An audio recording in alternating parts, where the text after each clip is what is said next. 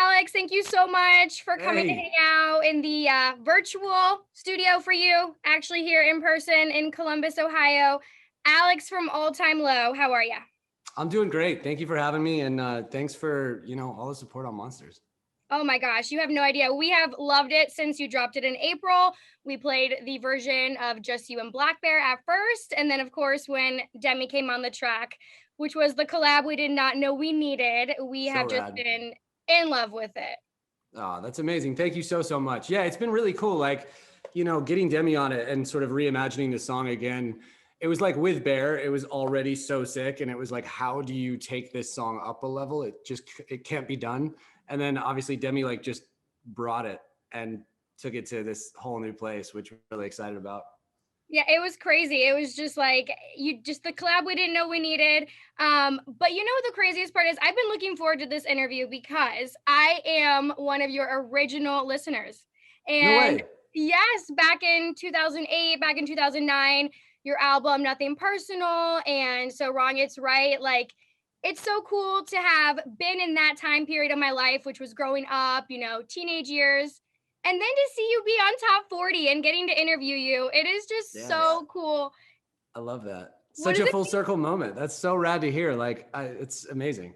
yeah, and I'm sure it's full circle for you too. I mean, clearly you guys have just a master set of music, and getting on top 40 is just an added bonus to all of the amazing repertoire you guys have. But it's been Thank you. incredible.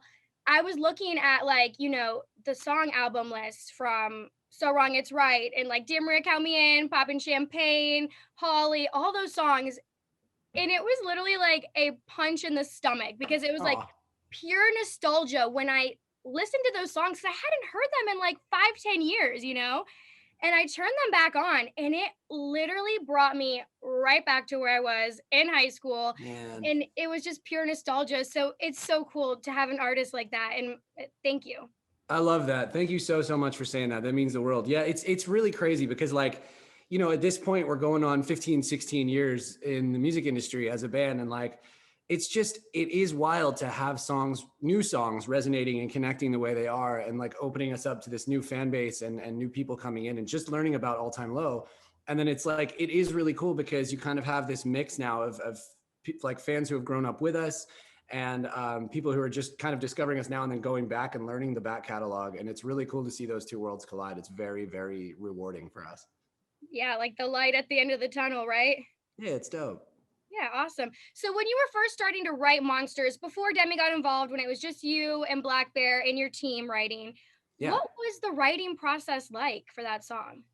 So that was kind of one of those happy, like miracle moments in the studio where this song came together really fast. Like I always find that the best songs write themselves. It's just kind of a weird thing that's always happened for us. And yeah, this was one of those situations where we had that guitar riff, and I wrote the melody around that and the lyric around that, and the whole thing just fell into our laps, and then we sent it to Bear, and he added his second verse, and it just elevated it so much. Because I think, with collaborations, it can always be, you never know if it's going to work or not, or feel authentic to both artists. And I think in this case, it was a really like magic moment in that, like, the song speaks to both of us. And yeah, there's something special to that. And then I know you said you sent Demi the song, and was she like, "Oh my god, absolutely." Like, what was her reaction? Yeah, it was cool. We've known Demi for a long time, and I've always been a massive fan of her voice, and I love when she does rock and alt music. And we sent her the track, and it was just a great moment. Like, she was all about collabing with us, and then she had also wanted to collab with Bear, so it was kind of this perfect storm of like everybody wanted to be working together, and it just made sense. And what was it like recording that during like the pandemic? So weird. I mean, all of this has been really weird and like very trying, but like, we got it done safely. Everyone was doing it like remotely, like sending ideas back and forth, and like, how about this? How about this? And yeah, she got it done on her own time and sent it back, and it was perfect. I It was love it. almost like more fun. It was almost more fun that way, because like being in the studio is amazing and you get to see like the magic as it happens. But there was kind of something, it was like Christmas, like when we got the song back with her on it, it was like, oh yeah, this is amazing. And she absolutely blew it away. So Oh yeah, she did. She's just amazing. It's unbelievable. yeah. So are you still writing songs for other artists, other bands, or is that basically just All Time Low and your new project, Simple Creatures? Yeah, I mean, I love working on outside music. I haven't done so much of it lately, because we've been just like super focused on All Time Low and what's going on with that. Yeah, Mark and I have been shooting some ideas back and forth. So I have done some stuff for Simple Creatures recently that's been very like exciting to kind of stretch that muscle again. And yeah, I mean, you know, I think there's always possibilities to collaborate with whoever. And I think now more than ever, because of like everybody's doing stuff via Zoom now, so it kind of makes it that much easier. Like you can be writing any given day with someone halfway across the world. And I think collaboration has gotten a lot more open because of that. Like it's a weird sort of bright light in all this darkness, is that there have been some cool new things that have come about because of it. Oh, wow. That was very well said. Awesome. Do people ever ask you about your podcast that you had 5 years ago? Yeah, well, we kind of brought it back, you know, like we kind of ended on a high note with the old one. We were doing it live in front of an audience, and we kind of took a hiatus, and it was years and years. And then due to the pandemic and sort of not being able to get out and see people, we brought a podcast back. It's called Crash Test Live now.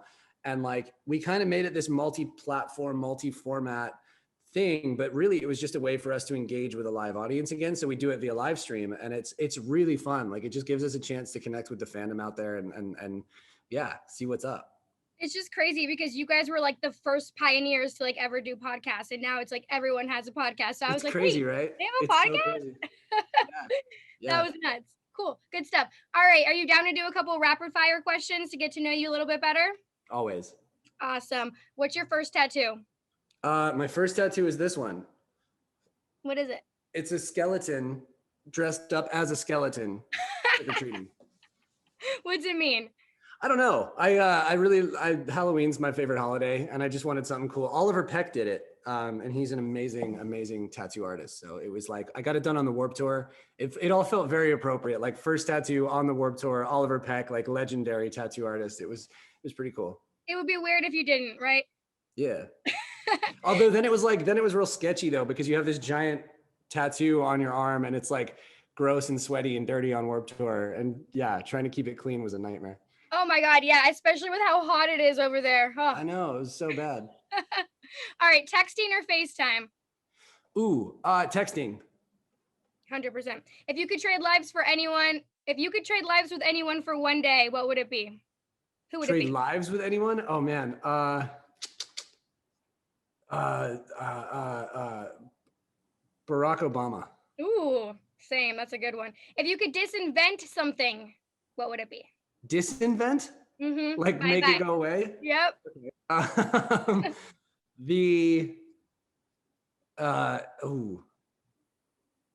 Alarm clocks. Ooh, yes. I know they're important and everybody relies on them, but nah, they're annoying. I'm good. Do you write songs in your journal or digitally? In my phone. In your phone? Everything's in my phone now. Yeah, it's like just the quickest way I can do it. You know, like between voice notes and actual notes, it's just anytime something pops into my head, I'm like, done. It's great. Love it. Worst food you've ever tried? Oh boy. There's a fruit called durian that we had in Indonesia, and it smells like hot garbage and gasoline. And yeah, that. No, I've got a fruit phobia. I'm gonna pass on that. Yeah. What are you currently binge watching? Right now what am I watching? WandaVision. WandaVision's sick. All about that Marvel life. Yeah. I'll have to check it out. One place that you have not traveled but is on your bucket list. We've never been to Africa, anywhere in Africa. We've been to just about every other continent that you can go to and play shows. So I'd like to do that. Awesome. Cool. All right. Got some fan questions before your performance. Zach wants to know, how did you guys get the band name All Time Low? Was it inspired by Newfound Glory? It was. Yeah, it's a line from their song. Is it it's from Hit or Miss, or I'm blanking on the song name now, which is so dumb. But yeah, it's bruised and broken. I'm at an all-time low. And it was just like, we were listening to that song at the time, and it just kind of rolled off the tongue. And it was like, that sounds like a cool band name. Let's go with that. I think we like had a show lined up in like 2 weeks time, and the promoter for the show was like a local show, and the promoter for the show was like calling us constantly being like, guys, I booked you on this show, like pick a band name. I need to know what to put on the ticket. So we had to pick something. You're like all the time. It's fine. What was your favorite part about making the documentary? Nothing. It's still nothing personal. Really just getting to like reflect back on that album. You know, it was a 10-year celebration of those songs and that album and what it did for us. And it was really fun to kind of approach it again that way and sit down and talk about that whole process because, you know, you just like when you put a record out, you don't think about it anymore. It's out there in the world and it's for everyone else to kind of consume. And then like, yeah, sometimes it's nice to go back and be like, oh man, remember, you know, when we wrote that song or when we were sitting in the studio together and came up with this idea. It was cool. Did you have any like foggy memories where you're like, oh my God, I can't remember? Yes. Yes. It's all a Don't blur. blame me. All right. Jake wants to know if you have a song that's like written in your back pocket that you've never recorded that you regret not recording. Yeah, I mean, there's always ideas that kind of get kicked around and then don't end up making it. And I'm sure out there floating around, there's some like pretty cool stuff that we forgot about. But that's kind of the way it goes. Like there's, you know, making a record is all about vibes and getting the mood right and getting the feeling right. And so like, you know, sometimes you start writing songs and then the album starts taking shape and you're like, oh, like this was a cool idea, but it doesn't really fit the vibe of the album. And so it just kind of gets pushed to the side. So we probably have a bunch of those. Probably. Yeah. Cool. Rita says, I miss Warp Tour. Do you have a specific favorite year from Warp Tour? Oh man. I want to say like, because we did it for like a few years in a row. And there was a year, I can't remember which year specifically, but it was when it was like us, Boys Like Girls, Cobra Starship, Oh, The Academy Is, like it was a lot of these like bands that aren't even around anymore, which is crazy. right. But like, you know, we were coming up at the same time and we made a lot of good friends that summer and it was very, very cool. You know what? That's also kind of a good point. Like a lot of the bands that you guys were up and coming with, they're not there anymore. And it's just, I know. it's so cool. I love it for you guys. Okay. Thank you. And of course I have to ask, Fernando wants to know, everyone wants to hear it again, your opinion on Dear Maria becoming a meme because that's crazy. It's so dope. It's so rad. Like, honestly, you know, you could get bummed about it and be like, oh, it's such an old song of ours. Like, I don't want that. But like, no, it's so cool because it's rad to see it pop on a platform that's new. And I think what's cool about it is, like I was saying before about what Monsters has done for us and a new audience now, is it's like it's connected new fans with some of our oldest material. And I think that's very, very cool. It's like closing that gap, that generational gap, which is dope. No, yeah, you guys have a really cool, unique situation as artists, and I'm just so excited to see everything that you guys do in 2021. So thank you Thank so you. much for your Thank time you so today. much.